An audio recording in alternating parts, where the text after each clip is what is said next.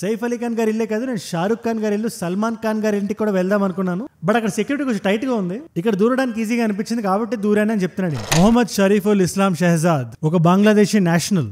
ఎవరైతే సైఫ్ అలీ ఖాన్ గారి ఇంటికి వెళ్లి 6 కత్తిపోట్లు పొడిచాడో అతని పేరు ఇది. కాకపోతే గత 4 రోజులుగా మీడియాలో జరుగుతున్న సర్కస్ ఎవరైతే చూస్తున్నారో లేదా సోషల్ మీడియాలో ఎవరైనా యాక్టివ్ గా ఉన్నా ఒక కన్ఫ్యూజన్ మీకు వచ్చే ఉంటది. ఆ రోజు సైఫ్ అలీ ఖాన్ గారిని పొడిచిన తర్వాత బయటికి వెళ్తున్న అతని సీసీటీవీ ఫుటేజ్ వీడియో ఇది. ఈ ఫేస్ మీకు బాగా గుర్తుందిగా?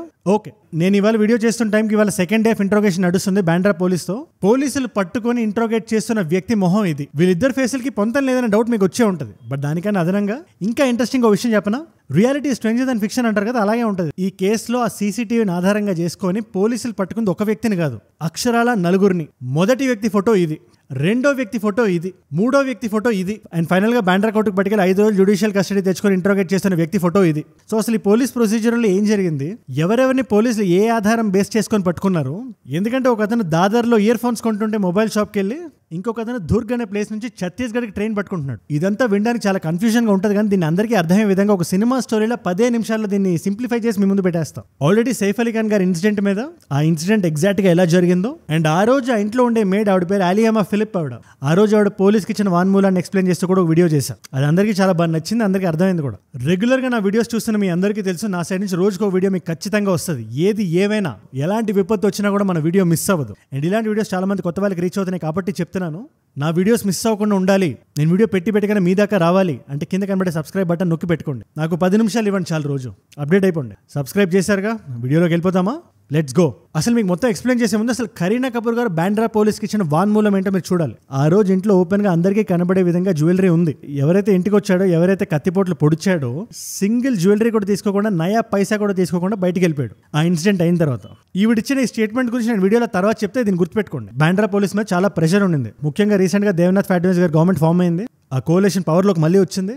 అండ్ ఆయన ఒక మాట అన్నారు, ఒక ఇన్సిడెంట్ బేస్ చేసుకొని పానిక్ స్ప్రెడ్ చేయకండి అన్నారు. केवळ त्या घटनांमुळे मुंबई असुरक्षित आहे असं म्हणणं हे याकरता योग्य होणार नाही की याने मुंबईची प्रतिमा देखील खराब होते. చాలా మంది క్వశ్చన్ చేసేసరికి పోలీస్ డిపార్ట్మెంట్ ఆయన చాలా ప్రెషరైజ్ చేశారు. ఎట్టి పరిస్థితుల్లో ఆ వ్యక్తి బయటికి రావాలి అనగానే ఫస్ట్ ఇమ్మీడియట్ గా ఎంటైర్ పోలీస్ డిపార్ట్మెంట్ ముంబైలో ఎవరైతే ఉన్నారో ఈ పర్టికులర్ కేసుని మేము సాల్వ్ చేయాలి అని 1 పాయింట్ ఎజెండాలో పెట్టుకున్నారు. ఆ రోజు దయా నాయక్ గారు కూడా వచ్చారు సైఫ్ గారి ఇంటికి. These are the visuals. Saif Ali Khan are underway, due to which several police and investigative personnel were seen outside the actor's home in Bandra. దయా నాయక్ గారు తెలియని వ్యక్తి మనలో చాలా అరుదుగా ఉంటారు. ఇమ్మీడియట్ గా పోలీసులకు దొరికింది ఈ పర్టికులర్ ఫుటేజ్.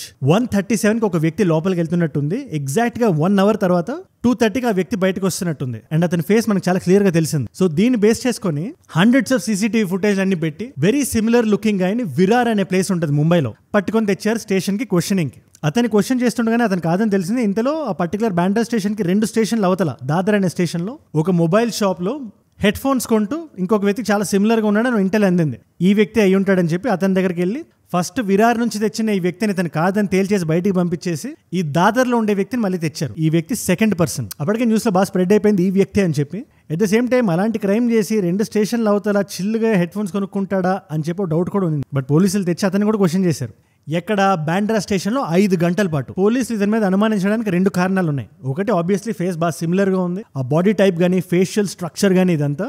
ఇకపోతే రెండోది సేఫ్ గారి ఫ్యామిలీ పోలీసులకి ఏం చెప్పింది, ఒక బర్గ్లరీ అటెంప్ట్ అని చెప్పింది కదా, అంటే దొంగతనం బ్యాక్గ్రౌండ్ ఉండేవాడు కావాలి. అండ్ ఈ వ్యక్తికి పెటీ క్రైమ్స్ అంటే జేబులు కొట్టడం ఇలాంటివి రైల్వే స్టేషన్ లో గట్రా. సో అలాంటి ట్రాక్ రికార్డ్ ఉంది కాబట్టి ఈ వ్యక్తి అయి ఉంటాడేమో నాకు అనుమానంతో తీసుకొచ్చారు. 5 గంటలు క్వశ్చన్ చేసిన తర్వాత ఇతను కాదని అతను కూడా పంపించేశారు. ఇప్పటికే 2 వ్యక్తులను తెచ్చారు. 2 ఫేసులు మీడియాలో సర్క్యులేట్ అవుతున్నాయి. ఇకపోతే మూడోది చాలా ఇంట్రెస్టింగ్ ఉంటుంది. సో పోలీసులకి కొంతమంది ఇన్ఫార్మర్స్ ఉంటారు, వాళ్ళు సివిలియన్సే ఉంటారు బట్ పోలీసులకి ఇన్ఫర్మేషన్ అది ఇస్తుంటారు. సో అలాంటి ఒక ఇన్ఫార్మర్ దుర్గ్ అనే ఏరియా ఉంది ముంబైలో. అక్కడ నుంచి బాండ్రా పోలీస్ స్టేషన్ లో కూర్చొని ఒక పోలీస్ వ్యక్తికి ఫోన్ చేసి వీడియో కాల్ లో మాట్లాడుతూ వెనకాతల ఆ వ్యక్తి నిలబడితే ఆ వ్యక్తిని చూపించి, సార్ హీఈస్ అవర్ మ్యాన్, దొరికేశాడు మనకి, ఇప్పుడే ఛత్తీస్గఢ్కి టికెట్ వేసాడు, ఎస్కేప్ ప్లాన్ లో ఉన్నాడు, వెంటనే వచ్చి పట్టుకున్నాడు. ఒక పోలీస్ టీం ఇమీడియట్ గా వచ్చి అతను కూడా తీసుకొచ్చింది క్వశ్చనింగ్ కి. ఈ పర్టికులర్ వ్యక్తికి స్టాకింగ్ యాంగిల్ ఉందని ఒక న్యూస్ రిపోర్ట్ కూడా వచ్చింది. ది సబ్జెక్ట్ టు కరెక్షన్ ఇది.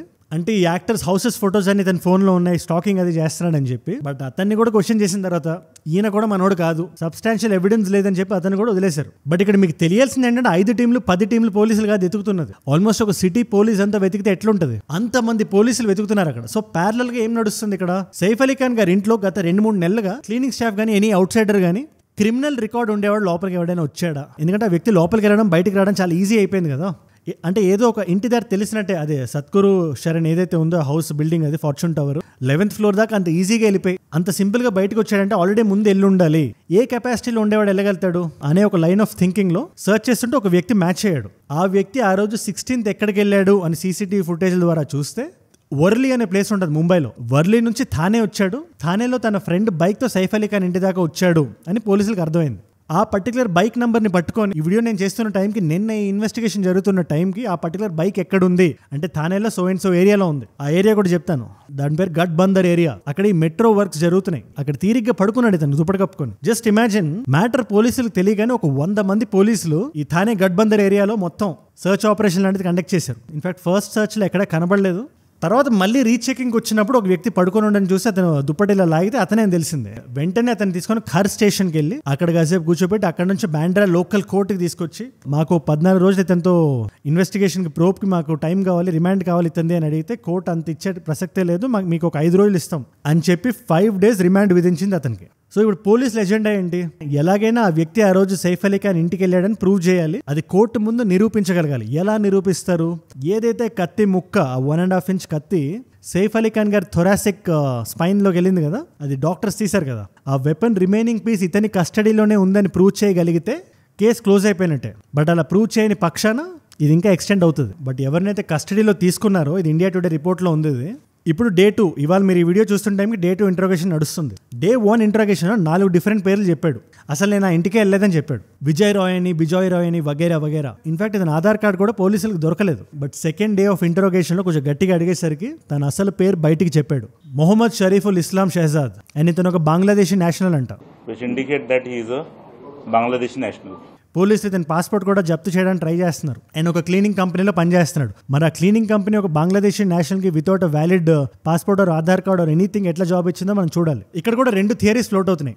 ఈయన ఆల్రెడీ సైఫ్ అలీ ఖాన్ గారి ఇంటికి వెళ్ళాడు అని చెప్పి ఇండియన్ ఎక్స్ప్రెస్ రిపోర్ట్ చెప్తుంటే, ఈ కేసుకు సంబంధించి డీసీపీ దీక్షిత్ గారు ఆయన ప్రెస్ ముందుకు వచ్చి ఇతను ఇదే ఫస్ట్ టైం సైఫ్ అలీ ఖాన్ గారి ఇంటికి రావడం చాలా హరీలో చెప్పారు. Think that this is his first time entrance at that residence. దానికి రీజన్ ఏంటో కూడా చూడాలి, ఏది నిజమో కూడా చూడాలి. డీసీపీ గారు ఒక్కటే మాట చాలా కరాఖండిగా చెప్తున్నారు, ఈయన ఇంటెన్షన్ రాబరీయే అని. మరి అది కరీనా కపూర్ గారి స్టేట్మెంట్ తో మ్యాచ్ అవ్వట్లేదు. मुंबई की विसिनिटी के कुछ टाउन्स में रहा और 15 दिन पहले फिर मुंबई आया है, ऐसा इन्वेस्टिगेशन में पता चला. దానికి రీజన్ ఏంటి? ప్లస్ ఇతను ఇంకో మాట కూడా చెప్తున్నాడు సెకండ్ డే ఆఫ్ ఇంట్రోగేషన్ లో. సైఫ్ అలీ ఖాన్ గారి ఇల్లే కాదు, నేను షారుఖ్ ఖాన్ గారి ఇల్లు, సల్మాన్ ఖాన్ గారి ఇంటికి కూడా వెళ్దాం అనుకున్నాను. బట్ అక్కడ సెక్యూరిటీ కొంచెం టైట్ గా ఉంది, ఇక్కడ దూరడానికి ఈజీగా అనిపించింది కాబట్టి దూరానని అని చెప్తున్నాడు ఈయన. అదే కాకుండా నేను ఆటోలో 2-3 రోజులు రెక్కీ చేశానని, ఎవరిల్లు ఎక్కడుందో అక్కడే కనుక్కున్నానని, ఆ రోజు నేను తిరుగుతుంటే అక్కడ సెక్యూరిటీ పడుకున్నాడని, అందుకే లోపలికి వెళ్ళానని, 11th ఫ్లోర్ డైరెక్ట్ గా వెళ్ళానని, అక్కడ డక్ షాఫ్ట్ ఏదైతే ఉంటుందో అంటే ఒక హౌస్ లో ఒక చిన్న ఓపెనింగ్ లాంటిది అనుకోండి, అందులోకి వెళ్ళి ఆ రెండో కిడ్ జహాంగీర్ రూమ్కి వెళ్ళి అతన్ని నా ఆధ్వర్యంలోకి తెచ్చుకొని డబ్బులు అడుగుదాం అనుకున్నాను, అదే నా ప్లాన్ అని చెప్పి అతను చెప్తున్నాడు. ఇదంతా పోలీసులు పబ్లిక్ ఏం చెప్పలేదు, media speculation and subject to correction. అతని ఇంటెన్షన్ నిజంగానే అదా అని. ఎందుకంటే ఎంత ఒకసారి లోపలికి వచ్చి వెళ్ళినా కూడా ఇన్సైడర్ సపోర్ట్ లేకుండా అలా వచ్చి వెళ్ళడం ఎలా అని చెప్పి కామన్ పబ్లిక్ క్వశ్చన్ చేస్తున్నారు. ప్లస్ ఇతని చేతిలో వెపన్స్ కూడా ఉన్నాయి. అలియామా ఫిలిప్ గారు చెప్పినట్టు ఒక చేతిలో కర్ర ఉంది, ఒక చేతిలో హ్యాక్సా బ్లేడ్ ఉంది. ఆ బ్లేడ్ తోనే అటాక్ చేశారు సేఫ్ గారి మీద. ప్లస్ ఇతను ఇచ్చిన స్టేట్మెంట్ ఏదైతే ఉందో, షారుఖ్ ఖాన్ గారి ఇంటికి కూడా వెళ్ళానని చెప్పి దాన్ని సబ్స్టాన్షియేట్ చేస్తే నేను ఒక వీడియో కూడా చేశాను. దాంట్లో ఏం చెప్పాను నేను, షారుఖ్ ఖాన్ గారి ఇల్లు మన్నత్ అని ఉంటుంది. మన్నత్ పక్కన జేవియర్ కార్పొరేషన్ ఒక చర్చ్ ఓన్ బిల్డింగ్, అందులో ఒక పెద్ద ల్యాడర్ పట్టుకుని ఒక వ్యక్తి వెళ్ళాడు, పోలీసులు అది ఫైండ్ అవుట్ చేశారని చెప్పాను కదా. ఇది దాని మీద ఓవర్లాప్ అవుతుంది నీట్ గా అతను చెప్పిన స్టేట్మెంట్. ఆయన చెప్పిన స్టేట్మెంట్ ప్రకారం ఎప్పుడైతే అతను లోపలికి ఇలా అబ్బాయిని తీసుకోవడానికి వెళ్ళాడో, ఈ అలియామా ఫిలిప్ గారు లేచినప్పుడు అతను బాత్రూమ్ లో ఉన్నాడు కదా, సో అందరూ పడుకొని ఉన్నారు, స్లోగా బిడ్డను తీసుకొని వెళ్ళిపోదాం అనుకున్నాడు ఆయన వర్జన్ ప్రకారం. బట్ ఎప్పుడైతే అందరు లేచేసరికి సడన్ గా డబ్బులు అడిగాడు, ₹1 ఇమ్మని చెప్పి. సడన్ గా సేఫ్ గారు లోపలికి వచ్చేసరికి కన్ఫరెంట్ చేసేసరికి అతనికి ఏం చేయాలో తెలియకుండా గొడవ పడ్డాడు. అక్కడే ఆయనకి కత్తిపోట్లు కూడా పడ్డాయి. ఇతను లోపల నుంచి గడేసేసి 12th ఫ్లోర్కి వెళ్ళిపోయారు. తర్వాత ఏం జరిగిందో వీళ్ళకి తెలియదు. ఇతను by some very weird logic smooth గా బయటకు వచ్చేసాడు. ఇదంతా జరిగింది ఒక 15 minutes లో, గంట లోపలే.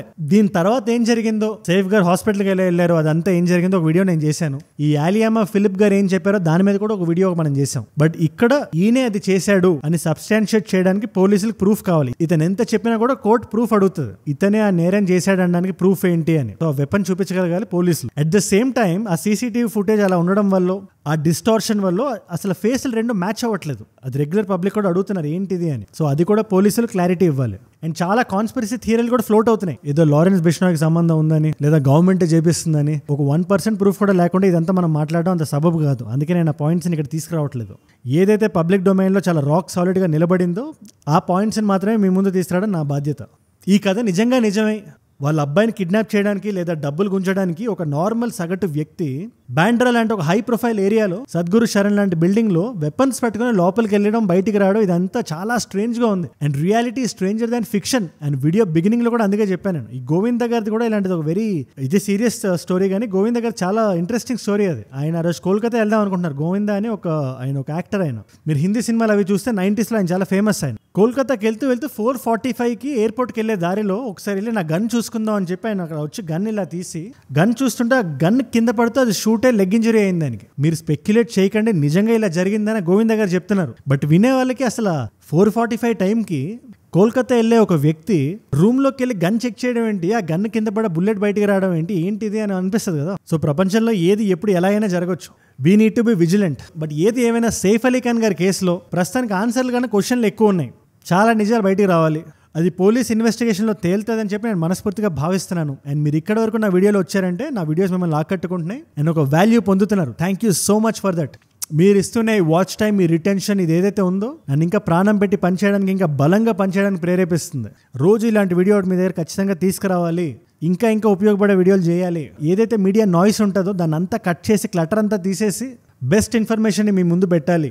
అండ్ కొత్త వాళ్ళు ఎవరైనా వీడియో ఇక్కడ ఈ పాయింట్ దాకా వచ్చి ఉంటే ఖచ్చితంగా సబ్స్క్రైబ్ చేసి పెట్టుకోండి. నేను వీడియో పెట్టగానే మీ దాకా వచ్చేస్తుంది కదా. సింపుల్గా 15 నిమిషాలు ఒక నాలెడ్జ్ పిల్ల కన్జ్యూమ్ చేయండి చాలు. సబ్స్క్రైబ్ చేశారుగా.